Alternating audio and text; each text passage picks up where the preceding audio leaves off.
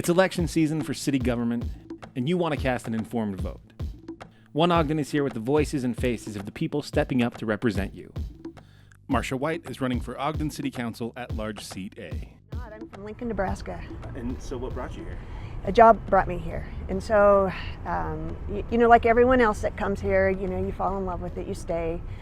I really like it though. It's very similar to Nebraska. I don't know if you probably have heard me say this before, but you can take me out of Nebraska, but you can't take Nebraska out of the girl. And so the trust and the people around here are just awesome, and they're very much like the people that I grew up with in Lincoln. So yeah. Did you have an impression of Ogden before you came? I did not know Ogden before I came. I actually settled in Layton first, and then my friends were up here, and I had friends down in Salt Lake, and I was kind of getting pulled both ways, and I'm like, Ogden's the place. This is the awesome, most greatest place in the world. So that's why I came here. Great. And what is your professional background? So I work at Wasatch Front Regional Council. Currently I'm the Regional Economic Development Planner there, but my background is pretty varied. I started in healthcare. I was a systems and management engineer for a hospital, so I spent a lot of time in healthcare. I got my master's in public administration, so have an understanding of both the engineering side and the administrative organizational development side. So I just started in healthcare. That's how I got out here. The University of Utah recruited me to come out and negotiate transplant contracts. So that's how I got out here. And do you feel like there's much crossover between that and municipal office? Do you feel like it prepared you in any way to be on the city council? Oh, for sure.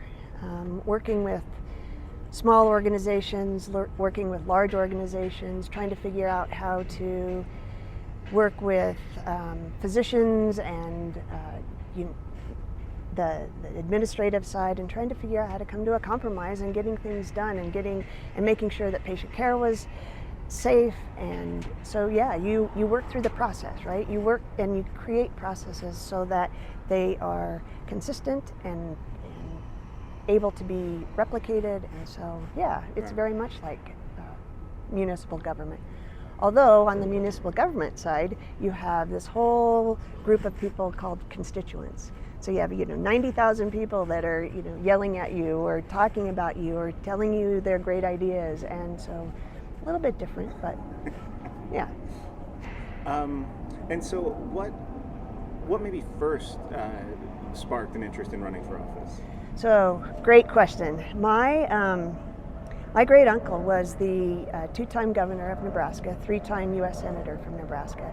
My mom ran his office, his Lincoln Fieldhouse office. And so when I grew up, we at the dinner table would sit around and debate different things and debate what was going on at the federal level and the state level, and trying to figure out how to solve people's problems. And so it was a lot of that, a lot of nonstop talking about how to do this and how to make a better life for the next person. When I first came here, I got involved with politics in Salt Lake City, working with Jackie Biskupski was running for office, and so out knocking doors for her. I got up here, helped Mike Caldwell knocking doors and talking, and that's where that's my true love of trying to figure out what people are talking about and what they want and what's important to them. And what about running this time? What was the thought that went into that? Running this time is really important to me. I really believe that Ogden has been on a great trajectory. What my skill set brings with the trajectory is a couple of things. So first of all, through my work, my actual work, I'm out talking to not just the local people, but other cities, other people within the state, other people at national level. I can pick up the phone and call somebody at the state level and say, okay, we need some help understanding how to bring this housing unit maybe to Ogden. How do we build condos, for instance, those kind of things. I can pick up the phone and talk to Representative Moore in his office and say, the things that you are doing at a national level is going to hurt Ogden through maybe it's municipal bonds and those things that were being, bounced around early on. And so I feel like I have finally been able to come into a place where my relationships are coexisting with what I'm doing at the local level. So I think it's relationships. And then I have a background in budgets, and I'm a finance nerd, so I love what's going on. And I just think Ogden's in that trajectory, like I said, but it's also in a spot where we need to keep going. And so that's what brought me here today. Yeah. And do you ever, or did you ever consider state or federal office, anything like that? I don't like either one. So I can affect more change at a local level because I am out listening to the people and understanding what they need and helping them compromise and figuring out that, versus at the state level and at the national level, you just get further and further away from that constituent. And that's not me. The other piece of it is that I don't like to play party politics. I'm a down the middle kind of person, and I say this a lot. I don't lean left and I don't lean right. I lean for Ogden, and that's, I'm trying to figure out how to, at the state level and at the national level, you can't really do that. You're on one side or the other. Mm-hmm. And so talk about some of the issues that you think are top of mind right now, either among the voters or things maybe you think should be getting more attention. So interesting. We just sent out the council has started to send out a flash vote, and we just sent one out with the police and what needs to happen with police. And interestingly enough, the top of mind thing for people when that one came out is the speed of the roads, and what people are driving and how fast they're driving. And so trying to figure out public safety is probably one of the things that I think we need to work on. A lot of people, obviously, at top of mind is housing affordability. The difference that I look at with Ogden is that housing affordability is absolutely important. What we have to do is figure out how to pay for it.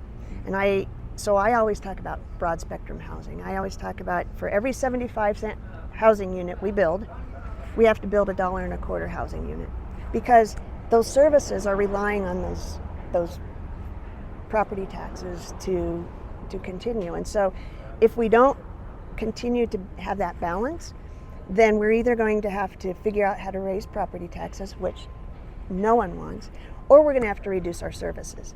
And we have to start thinking like that. We can't just as a city say, we have these great ideas, and I'm with you. I'm absolutely with you. We have these great ideas, but how do we pay for them? And that's where I'm at with that. So I think public safety is important. I think housing affordability or broad spectrum housing is important.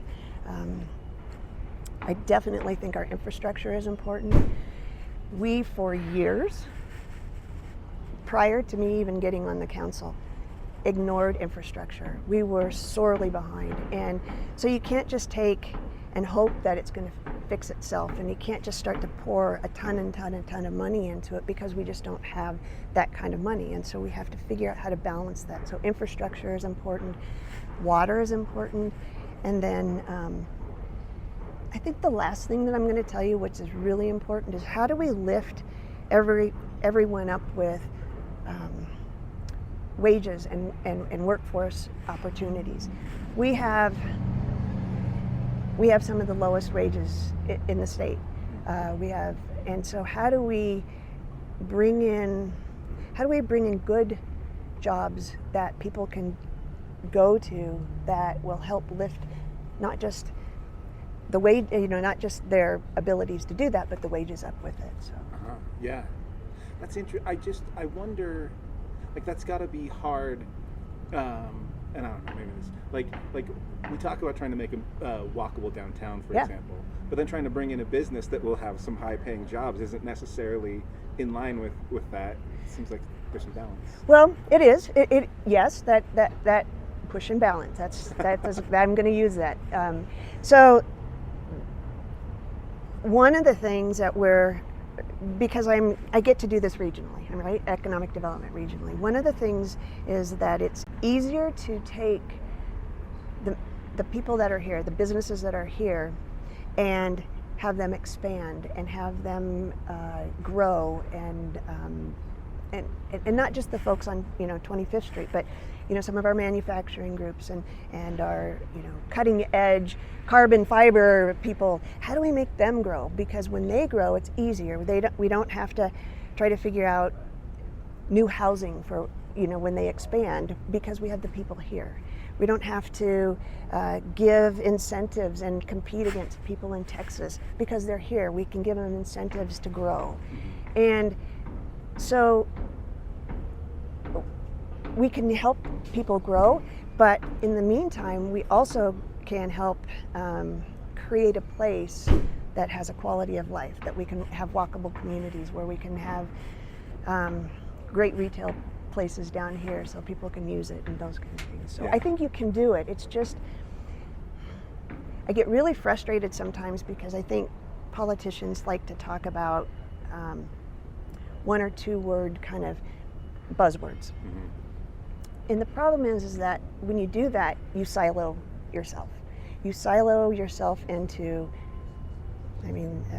affordable housing, for instance. Well, you silo yourself. So how do we do that? Like everybody talks about the whys and the whats, but how? And so don't just say that. Let's figure out how to do that. So is that bringing in more commercial businesses or expanding those businesses so they're paying more so that we can now build affordable housing units, Yeah. those kind of things. So it's you can't do it in a silo, and that's probably what I've learned most in my 12 years on the council. Yeah, I'm interested in that. Like, you probably hear a lot of proposals to do things that are like, I don't know, maybe just a little outlandish. Like, can you talk about what are the kinds of solutions that you think government should offer, the kind of appropriate things, you know what I mean? Versus Well, that's where they shouldn't get involved. That's a large question. So it's interesting because we get a lot of pushback. We get a lot of pushback from constituents thinking that we should do this or we shouldn't do that. I think one of the hardest things is, in order to shape our city, we need to figure out how to do land use and planning that we want to see the people that will build houses. We need to be able to do land use and planning first and foremost. The second thing is sometimes we have to actually purchase things that will be of benefit to the whole city. Good example, the forest building, for instance. If we had let that go to, if we had let the national real estate folks let it go out to bid and get, people would have bid from Texas and California because it was it's a piece of property, right? They need an exchange or whatever they're doing. So we said, no, that is a iconic building in our city, and a developer would come in and just knock it down because they got it for cheap. Mm-hmm. And so let's save it and try to figure it out. And so we get the push-pull a lot of times, like, you shouldn't be buying it and developers shouldn't be developing it. On the other hand, they would have gotten mad if that had happened and it would have gotten torn down. So it's I don't know if I'm answering your question so much, but I think there's a lot of things that there's this push-pull balance that we need to maybe educate more. Mm-hmm. I think when people understand it, it's easier to have a conversation and say, oh, that makes sense. The other piece of that is that government is here for a reason, and it's to support the things that the private industry won't do. So the private industry, if I said to a developer, hey, you need to buy this and keep it in open space, they won't do it, right? They won't do it. And so the government's here to do the things that the private industry won't do. And so, good example, Marcia White Center. Yeah. The Marcia White Center, it's a recreation center, and recreation centers don't make money. I mean, in the long term, they're there as an asset and an amenity to the public. Mm-hmm. And so, if I had said to a private developer, you need to create that, well, that's great. That's why we have the VOSs and the EOSs or whatever they are. But we want this to be a long-term endeavor, not a business. And so I think that's kind of how I look at it too. Like, how do we do it, and then how do we pay for it is usually what the answer is. So. Yeah. And what about do you think that the priorities of the city or the way that we can address things has changed during your tenure on the council? Like, does it feel like,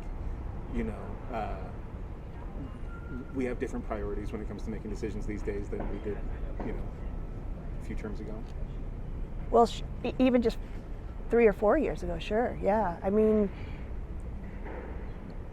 4 years ago, 5 years ago, we were all about trying to figure out how to, just house people and get density and bring in apartments and, trying to get housing units. And now the focus has shifted in Ogden in that we have a lot of that. We have a lot of density. We have multifamily, units. Now we have to shift to say, how do we create housing units that will actually help with future wealth gain for younger people, right? Getting into a house and gaining wealth and being able to do that. So sure, the priorities of housing hasn't changed, but the priorities of how to do it has changed, or what to do about it has changed. I don't think from a safety standpoint, I don't think the priorities have changed. I think we definitely have a priority of keeping safety first and foremost. Over the last 5-7 years, our Part 1 crimes have gone down because the police have really been focusing on theft and larceny and that's what Part 1 crimes are. So really focusing on those. So that has really gone down. But by doing so, what has happened is that the more they're investigating that, the more we're seeing other crimes go up. And so how do we focus on that? So I don't think local government is something that can be stagnant. I don't think that they can just have one focus. I think you have to have a vision, and you have to figure out how to maneuver through that, and how do you maneuver through it? How do you have those relationships to fix it? All of a sudden, we have a water pipe that breaks, 36-inch water pipe, spilling millions of gallons on a daily basis. Okay, how do we save water? Well, the biggest way is to not have it being spilled off into somewhere where we don't even know where it's going. But how do you pay for that? How do you pay for that $100 million pipe that's coming down that road? And then how does it affect, what we do down the road too? How does it affect all of that? So I don't think the focus has changed so much, or the vision has changed, but I think the way that we're doing it has probably changed a little bit. Yeah. I don't know if that's the answer you are looking for. Absolutely. And so let's do some shout outs. Like, can you talk about some people or organizations that are having an important impact, maybe lesser seen? Yeah. Oh, there are so many organizations, and I think one of the things that looking at you asked the question earlier, what is their role? Well, one of the things that I think the role of the city is that we need to do the things that people can't do. But we also have to rely on the things that the people can do. So organizations. So we just had the horrific police shooting up in Tremont, a domestic violence call. Officer Lide, same thing, a domestic violence call. So, organizations like the YCC, how do we support the YCC so that doesn't happen again? Because it affects all of our lives. It affects, our officers' lives. It affects their families. And so, the YCC, for instance, they're doing great work. We have a cool new building opening up in Circle, is going to open up and helping out the LGBTQ plus youth that need support. Again, it doesn't mean that Ogden has to do those services because we have great organizations like that. There's so many. I probably could just get out my list. I think the other thing so one of them that doesn't get a lot of recognition is the Save Union Station group. Oh. Union Station is like the iconic place on 25th Street. Actually, it is Ogden, right? And so that group is really working hard to make sure that the museums are protected, that we're carrying on that history. Doesn't mean that we have to only have the museum, but we need to figure out how to carry on that history and then how to make that an iconic place that we can grow. I get excited, but yeah. It's a shout out to the folks that are doing some of that work, that we can't always do that heavy lifting. We just don't have enough people to do that heavy lifting, and so there are great organizations out there. I probably, Boys and Girls Club and United Way, and you could just, there's tons. Yeah. Yeah, that one always puts people on the spot. I know, right? Thanks. I appreciate this one too. What about your favorite local businesses to patronize? Oh, geez. We have such great small businesses that, everybody, just go down 25th Street. And, one of the things that it has always bothered me is that we didn't have electric charging stations. And I'll talk about the businesses, but we have these. Finally, I harped and harped and harped, and I kept saying that electric charging stations aren't necessarily a tree hugging thing. It is an economic development driver. And so we finally, my thought was, we have all of these electric cars that are just flying by Ogden. We finally have two, some at Union Station and some at the municipal building. So any opportunity to go down 25th Street, there are plenty of places to eat and shop, but there are also places to eat and shop on Washington. There are places to eat and shop on Harrison. There are local businesses like Stone Mountain Press that are doing great work for not just getting brochures and everything out, but they're doing things around kids. And so there's just so many small businesses that we just need to keep them here and keep them working. So don't put me on the spot like that. Where's your favorite place? I'm here at Cafe Mert. Yeah, that's right. This spot's great. And I do love Stone Mountain's shirts. Their Ogden themed shirts are so good. Are awesome, yeah. So you just have to. It's not just the restaurants, right? It's the retail and it's the small businesses.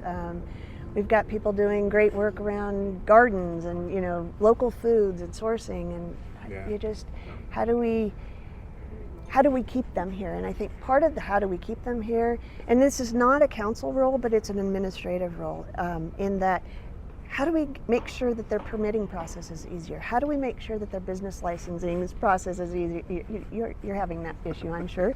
But how do we make sure that is better than, first of all, best that it can be here for the people coming here, but how do we make it better than Roy and Clearfield and Salt Lake, because that's who we're competing with small businesses. And so how do we make it better than what those folks are doing? And that's, again, it's not my role, but it's my role to say, okay, can I fund that more? Can I get you another person? And it's my role to come back and say, no, somebody's having a hard time, how can you help them? And so don't put me on the spot there. Gosh. It's my favorite thing to do. Dang it. And so how can people get a hold of you, find out more about your campaign, that kind of stuff? Yeah, so first of all, the normal ways, right? Website, marciawhite.com. That's easy. You can call or email me at marcia@marciawhite.com, or you can call me, on the phone. But I think I'm out and about, and I'll walk the farmers market tomorrow, and people will stop me and ask me questions and what's going on with the Wonder Block, and that's a huge building, and they'll ask me questions. And so I think part of how they're getting a hold of me is through website and emailing. That's great, but calling. But just stop me. I get stopped a lot. So yeah, I like what you do with your videos where you kind of explain stuff. Was it Marcia's Minute? Yeah. It's good stuff. Yeah, those are. Sometimes I wonder if they're a little bit corny, but I think, well, maybe if I'm just telling people what's going on and what's happening, and that's... Yeah, I mean, like you say, people need to know what it is, know the thought behind it, so I think you gotta have something like that. Yeah. Well, what else should I be asking, or what else should you be asking me that I'm not telling you? You're a constituent. What do you think you're North Ogden, right? I'm just on the edge. But what do you think? But I will be a downtown right? Yeah. Soon. So, what do you think's going well? I mean, I would love to know that. That's a good question. I think a lot's going well. I'm very excited about all the stuff. I don't know.